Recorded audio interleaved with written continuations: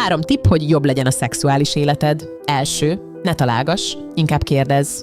A jó szex nem gondolatolvasás, hanem kíváncsiság. Beszéljetek róla, mit szeretnétek kipróbálni, mi esik jól, mi zökkent ki. Az őszinte kommunikáció sokkal izgatóbb, mint hinnéd. Második, lassíts le, nem kell rohanni. A vágy nem stopperrel működik. Figyelj a másik reakcióira. Ha jelen vagy, ő is az lesz, és az élmény is teljesen más.